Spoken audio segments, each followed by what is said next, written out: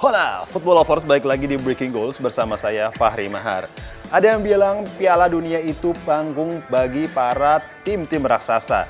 Tapi di Piala Dunia 2026 kali ini malah dua raksasa Eropa ini tumbang dengan cara yang bikin geleng-geleng kepala. Belanda disingkirkan Maroko. Jerman malah lanjutin tren buruk yang nggak selesai-selesai sejak jadi juara dunia di tahun 2014. Nggak nyangka ya. Dulu dua tim ini selalu jadi momok di Piala Dunia. Sekarang malah mereka yang jadi korban kejutan. Emang apa yang sebenarnya terjadi? Ini dia Breaking Goals.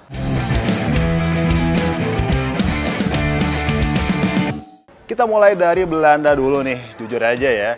Sebelum pertandingan lawan Maroko, banyak yang masih nganggap Belanda bakal lebih mudah lolos. Soalnya kalau lihat nama pemain, Belanda masih punya skuad yang isinya bintang-bintang Eropa. Tapi yang terjadi di lapangan malah kebalikannya nih. Maroko main tenang, disiplin, dan sabar nunggu momen. Setiap Belanda nyerang, Maroko bisa patahkan. Dan pas dapat kesempatan, mereka langsung menghukum Belanda.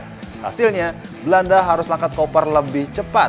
Yang lebih sakit lagi, ini jadi pencapaian terburuk Belanda di Piala Dunia dalam hampir 2 dekade terakhir. Buat negara yang pernah 3 kali masuk final Piala Dunia, hasil ini jelas bukan sesuatu yang bisa dibanggakan. Nah, sekarang kita geser ke Jerman. Kalau ngomongin Jerman, dulu orang pasti langsung inget satu hal, yaitu tim turnamen. Momen jelek di fase grup, pas babak gugur mereka selalu berubah jadi mesin pembunuh. Tapi itu dulu. Sejak angkat trofi Piala Dunia 2014, entah kenapa nih ya, Jerman kayak kehilangan identitasnya. Tahun 2018 tersingkir di fase grup. Tahun 2022 fase grup lagi. Dan sekarang di Piala Dunia 2026 ceritanya masih belum banyak berubah. Tim yang dulu ditakuti sekarang malah gampang kehilangan poin.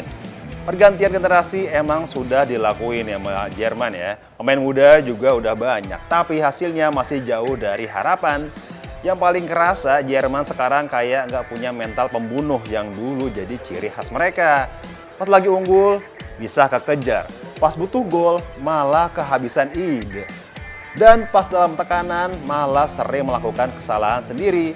Kalau Belanda masih bisa dibilang ini hari yang buruk. Jerman malah kayak lagi nerusin masalah yang udah berjalan lebih dari 1 dekade. Pertanyaannya nih sekarang, apa yang salah? Apa sepak bola Eropa sudah berubah? Atau negara-negara lain emang udah naik level? Lihat aja tuh Maroko. Dulu mereka dianggap kuda hitam. Sekarang mereka malah sering bikin tim besar kelabakan. Negara-negara Afrika, Asia, sampai Amerika Utara sekarang jaraknya makin dekat nih sama tim-tim elit Eropa. Jadi nama besar aja sekarang udah nggak cukup. Kalau nggak siap, ya siap-siap aja pulang lebih cepat. Piala Dunia 2026 ngingetin kita satu hal, sejarah itu nggak bisa main di lapangan. Yang main tetap 11 pemain. Belanda harus nerima kenyataan disingkirkan Maroko.